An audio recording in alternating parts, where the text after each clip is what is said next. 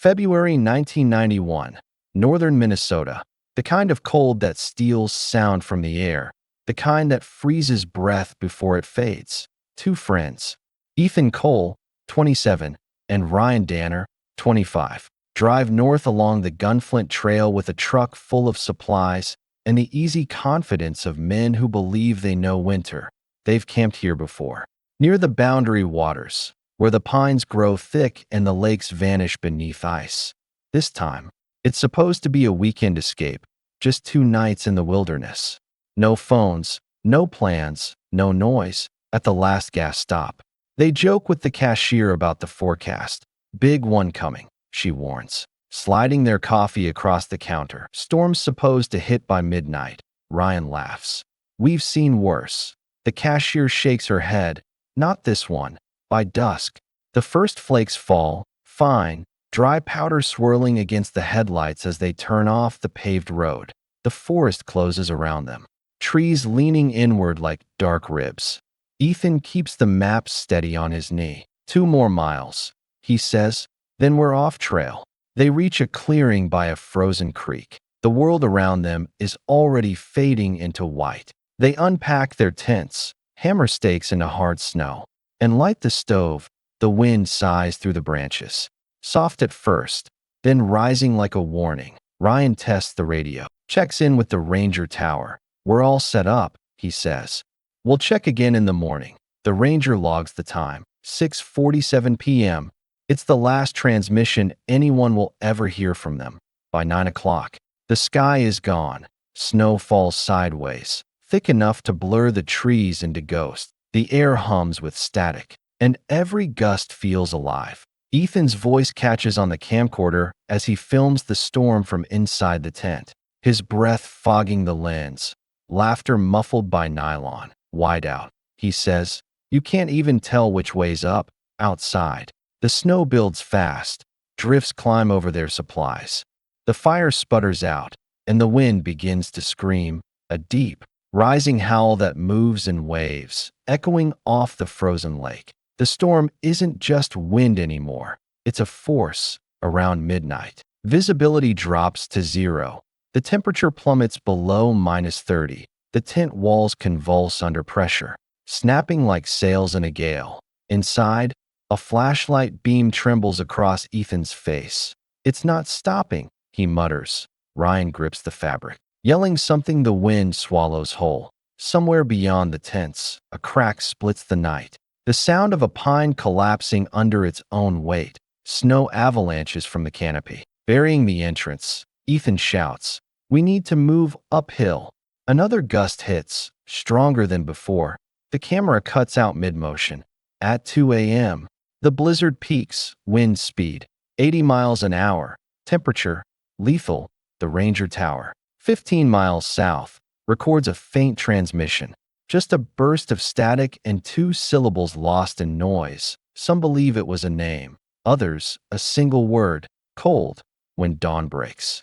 The snow has turned the forest into sculpture. Trees bow under white armor. The air is still, unnaturally so, like the world has paused to listen. Rescue teams ride in by snowmobile, guided by the last known coordinates. The camp should be visible from the ridge. It isn't. They find the first tent flattened near the creek, its poles bent in half. The second lies 30 feet away, buried beneath 2 feet of drift. The sleeping bags are inside, zipped halfway. No sign of struggle, no blood, just the eerie neatness of absence. Could they have gone for help? A rescuer asks. The team leader shakes his head. Not barefoot, not in this cold. Then someone spots a dark shape near the edge of the clearing. A boot, half buried, laces frozen stiff. The print leads uphill. A single trail of steps pressed deep into the crusted snow. They follow it in silence. 30 yards, 50, 100. The tracks grow lighter, smaller, until they simply stop. No slide marks, no sign of falling, just the last footprint, perfectly formed, pointing toward the ridge at the top.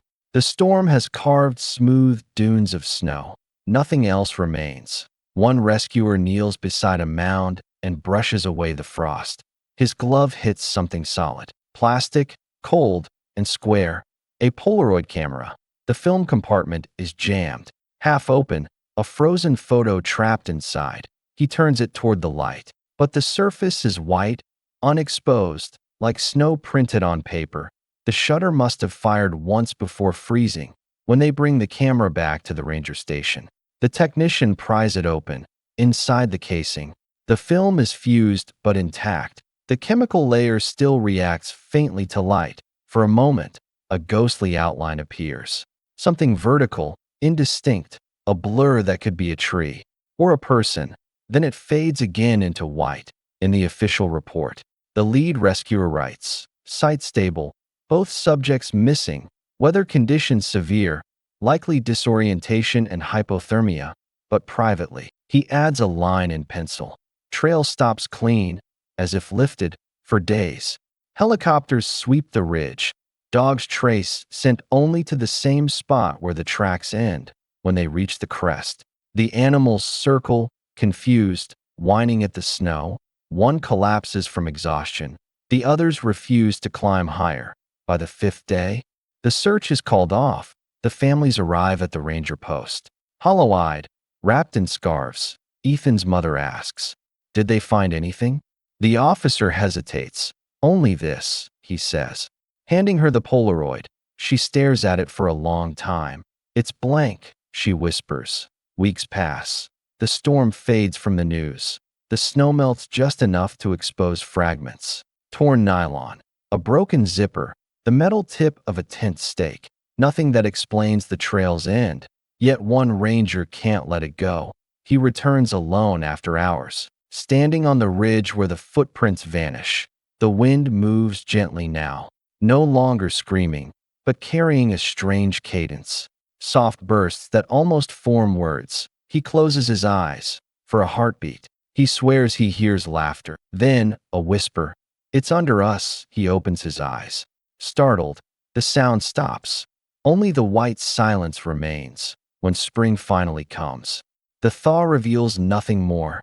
No bones, no gear, just the smooth, glassy crust of snow hardened into ice. The Polaroid, left too long in the open air, fades completely to white. The investigation file closes with one final note: unknown event, case unsolved. But the rangers who worked that winter still talk about the storm that came and left nothing but questions. They say when the wind shifts across the boundary waters at night, you can hear a faint clicking sound, like a camera shutter firing once.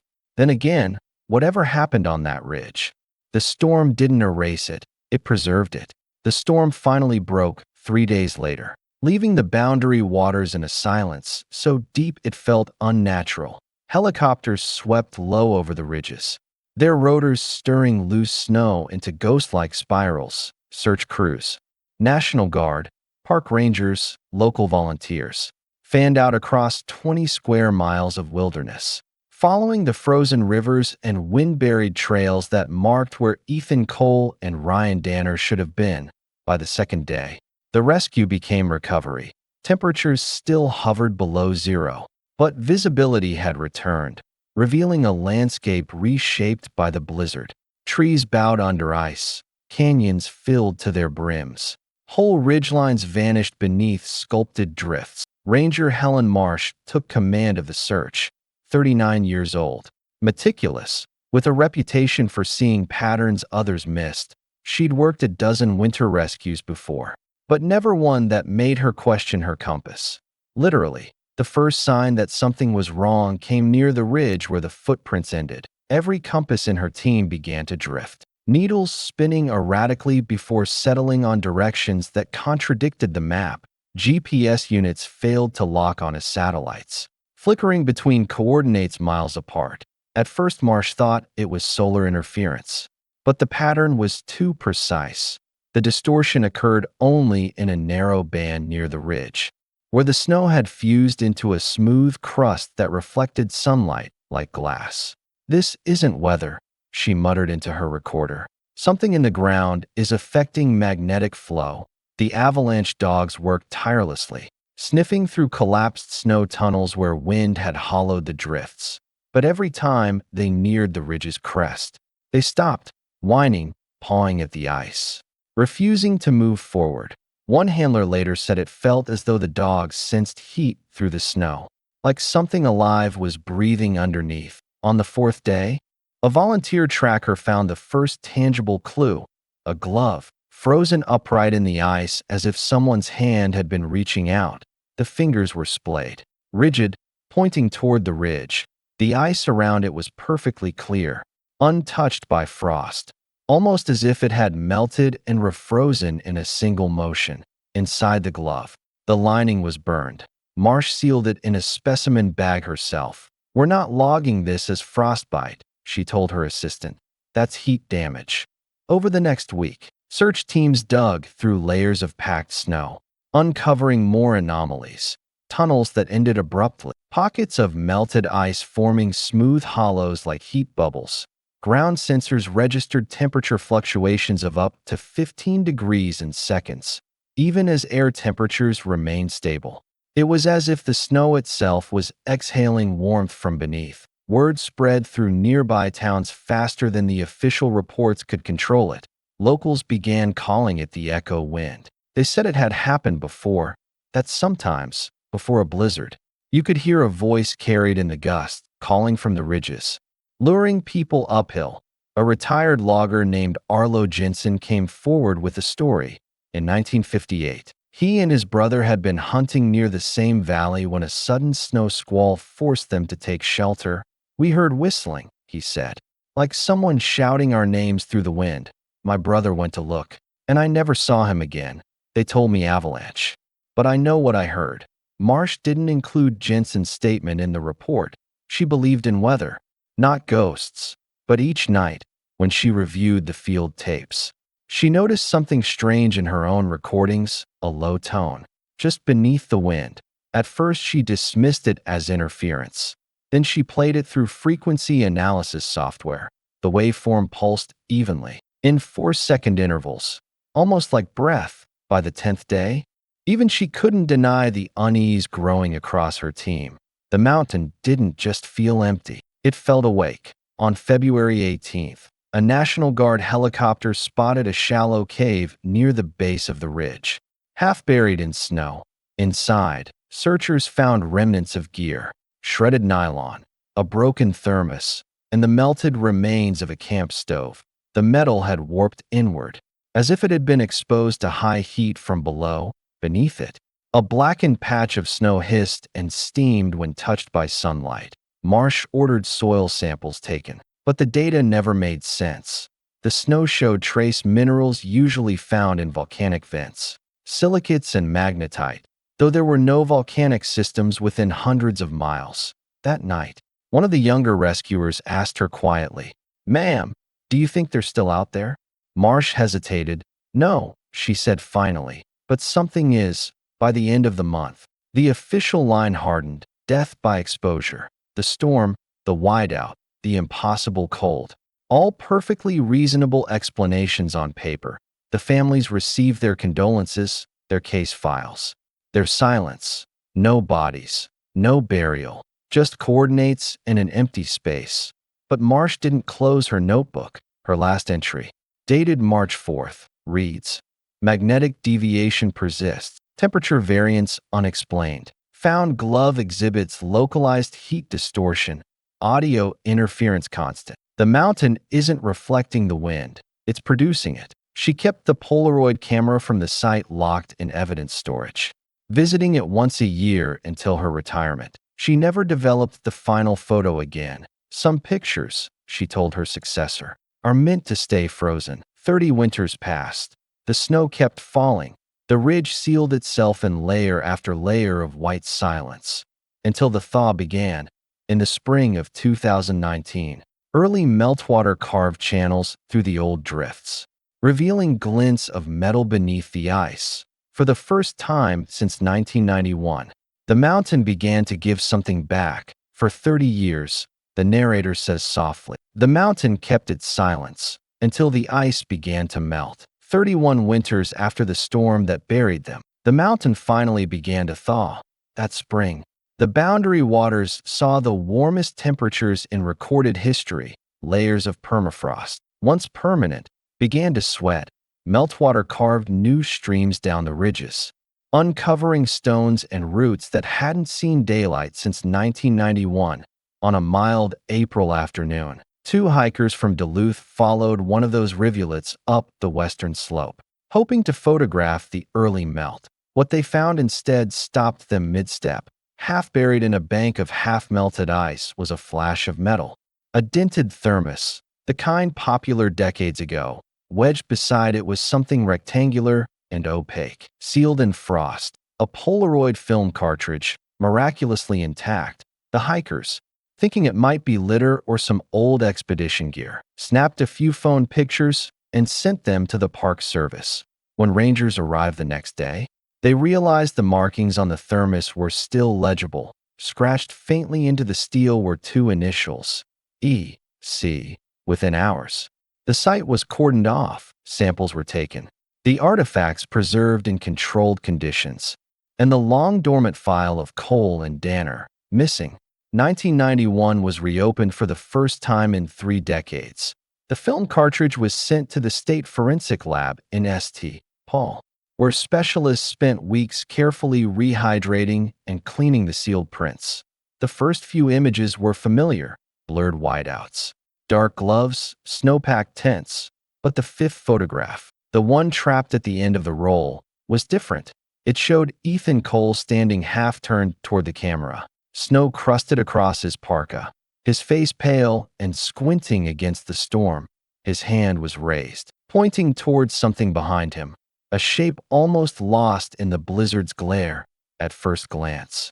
It looked like a trick of light, a smudge in the white distance, a shadow cast by wind. But when the image was enhanced digitally, edges sharpened and contrast corrected, the outline became unmistakable.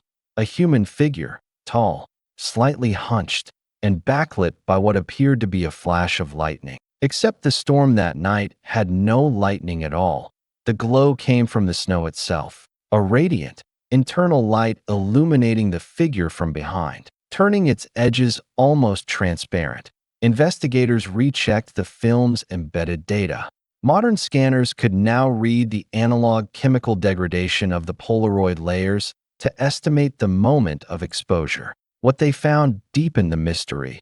The timestamp didn't match the night of February 17th. When the blizzard peaked, it aligned with early dawn, nearly 4 hours after the official time of death listed in both men's files. The finding sparked quiet panic within the department. Had the photo degraded in a way that shifted the reading? Or had the camera somehow functioned after both men were gone? That was when they called in Dr. Lena Ortiz, a cryoforensic climatologist from the University of Minnesota. She had spent years studying how long-term freeze cycles preserve organic material, and how microclimates within glaciers can trap and replay environmental changes over decades.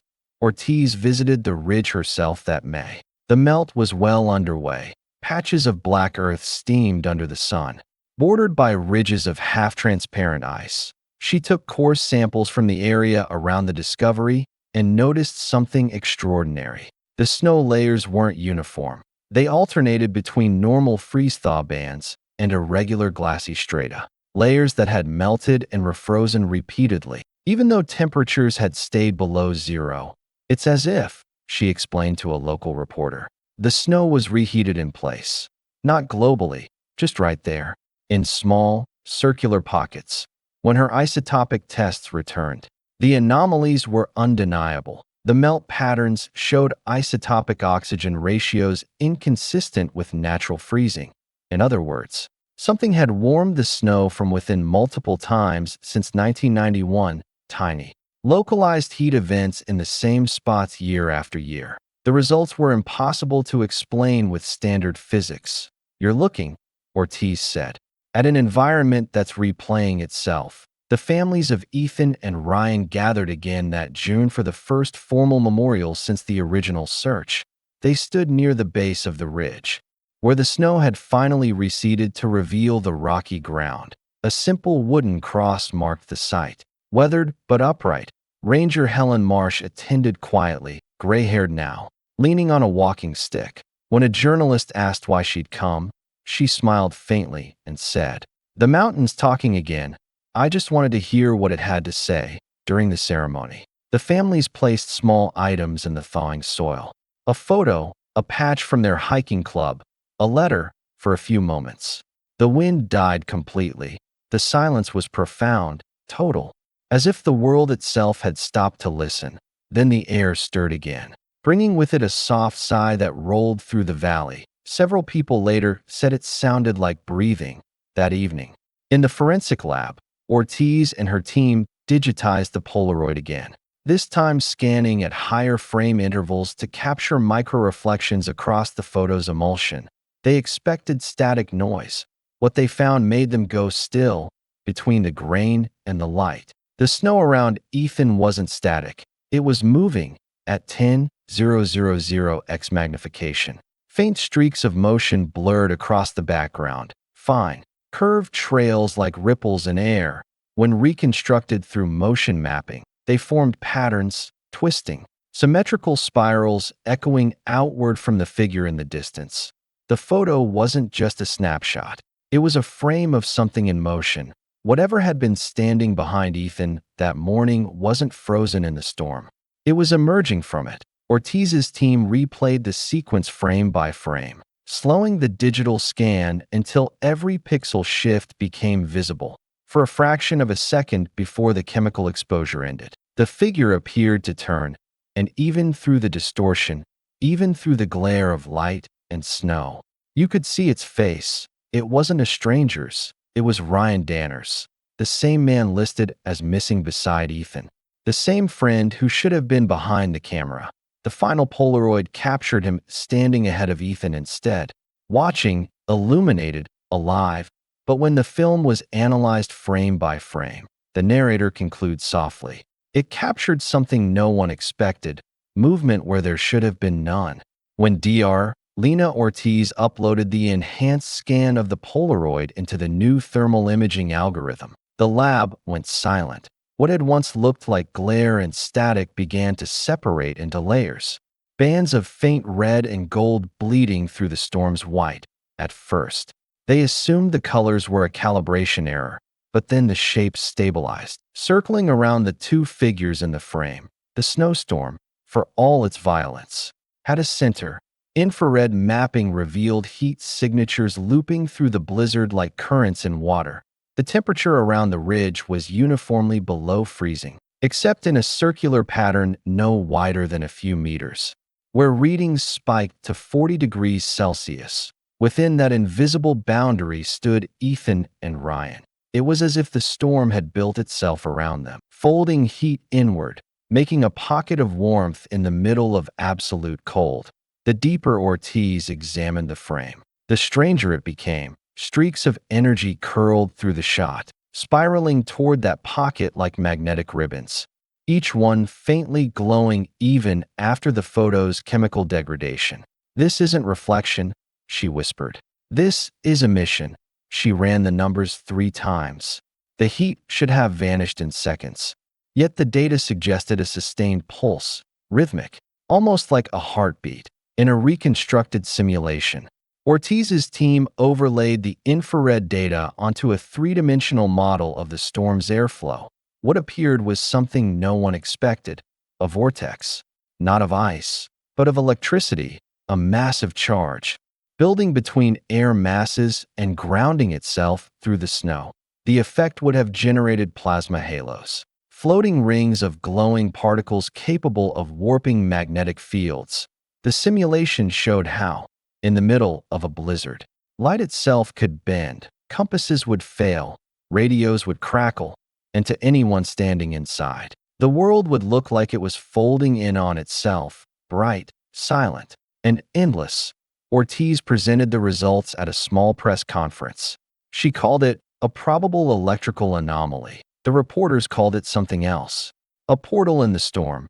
But one detail never made it into the official statement. During the final enhancement, one of her assistants noticed a faint audio imprint embedded within the Polaroid's magnetic layer. Older instant cameras sometimes stored a split second of sound from their auto wind motors, meaningless hums or mechanical clicks. This one contained something different. When reversed and cleaned of interference, a voice emerged, distorted, buried under static, but undeniably human. "It's brighter inside," the phrase repeated once, then cut off. Ortiz listened to it dozens of times, each playback more disquieting than the last. The tone wasn't frightened, it was almost calm, filled with wonder, like someone describing the moment they stepped through a doorway. At the same time, archivists revisiting the 1991 Ranger logs made a discovery of their own, buried among the analog tapes recorded during the search. One line of static stood out. The timestamp placed it 10 hours after Ethan and Ryan were declared missing.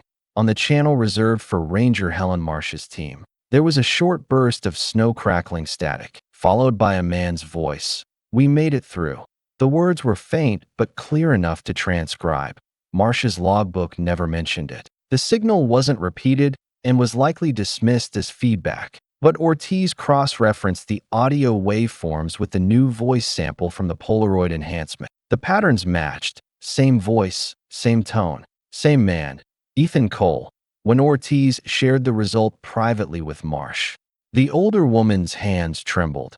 "That can't be," she said softly. That night, the storm didn't end until morning, but she remembered something she hadn't spoken aloud in decades. How? Near dawn, when the snow started to ease, she thought she'd heard voices over the wind, not cries for help, not panic, just laughter. Ortiz revisited her data again that night. The heat pockets, the magnetic spirals, the residual plasma glow. If her model was correct, the blizzard had created a localized phenomenon, what she described in her notes as a temporary thermal inversion loop. To anyone trapped inside it, time might have stretched or folded, their senses distorted by light and temperature. The eye of the storm, warm, still, silent, could have felt like shelter, a mirage that looked like safety. Even as the walls of snow closed around them, "It's brighter inside." Maybe it was. Ortiz stared at the Polaroid one more time. The figures caught in perpetual motion, frozen mid-turn. The warmth that surrounded them wasn't destructive. It looked almost gentle, wrapping around their shapes like an embrace. Reporters, scientists, and theorists all tried to explain it in the following weeks. Some called it a weather mirage, others a cryogenic anomaly. But Marsh, who had seen the ridge buried in 30 feet of snow, said it best. "The storm didn't take them," she whispered, standing beside the melted edge of the ridge one final time. "It held them." That night, when the wind rose again, the sound that swept through the valley was soft and circular. Not a howl, not a scream, a sigh. The storm was breathing. By late summer, as the ice receded higher into the Minnesota ridges, the mountain gave up the last thing it had been holding, a drone survey over the upper pass, where the Polaroid was believed to have been taken, captured a glint beneath the thinning snowpack. At first, it looked like a patch of blue ice, reflecting the midday sun, but when the camera zoomed closer, two distinct forms came into view, side by side, encased in a single, translucent sheet of crystallized snow. Rescue teams moved cautiously, chiseling layer by layer with heated tools until the outlines emerged. What they uncovered didn't resemble the aftermath of a tragedy. It looked like a moment in motion. Two figures frozen mid-stride, their arms slightly raised, faces turned upward toward the faint light filtering through the ice. Ethan Cole and Ryan Danner, perfectly preserved. Their features were peaceful, their bodies unbroken. The ice had sculpted around them, preserving every fold of their coats, every line of fabric, even the faint smile still visible on Ryan's face.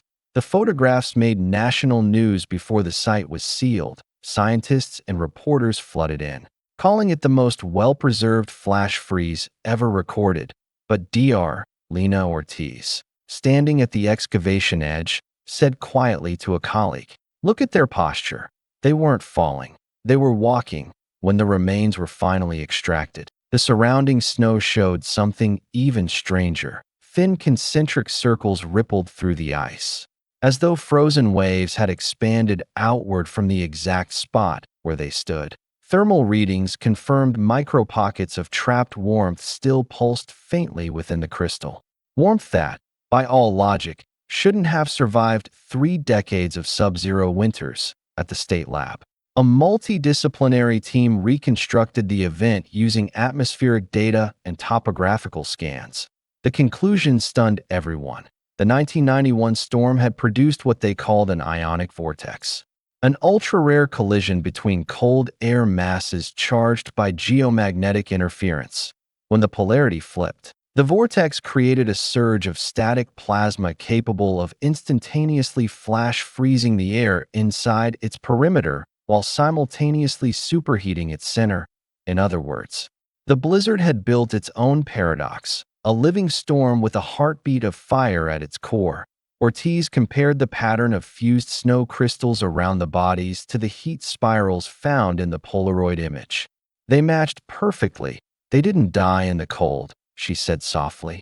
They stepped into the warmest part of it. Ranger Helen Marsh attended the final expedition. Her breath fogged in the thin air as she watched the recovery team work. The ridge looked almost gentle now. The same place that had once howled with 90-mile-per-hour winds was silent. Bathed in evening gold, she walked a few paces up the trail, stopped where the ice began, and knelt. From her coat, she pulled a small brass plaque she'd commissioned herself. She pressed it into the snow and read the engraving aloud. Her voice steady despite the wind, not lost, carried by the storm. When she stood, the air was utterly still. No echo, no sound of shovels or engines, just the faint sigh of wind across the frozen ridge. Like the world exhaling after holding its breath for 30 years. Ortiz later said that during that silence, every compass on site flickered for exactly 12 seconds before returning to normal. The same pattern seen on Marsh's old 1991 field logs. To the scientists, it was an electromagnetic echo. To Marsh, it was something else. That was them, she said quietly, just passing through. Weeks later, when the last samples were cataloged and the site officially closed, the ridge returned to snow.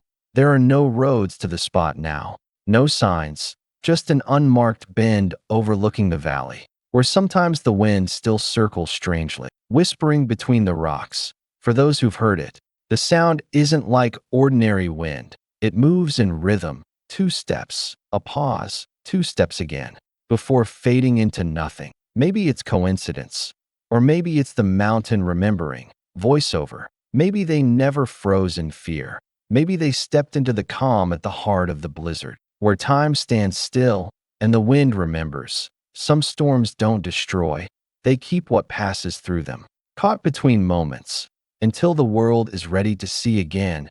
And then, as snow begins to fall softly over the closing frame, the narrator's voice lowers to a whisper, reverent, final. If you ever hear the storm go quiet all at once, don't listen too long. The silence isn't empty. It's memory, a beat, then the outro. Subscribe to keep their voices alive, and to remember those the mountains kept.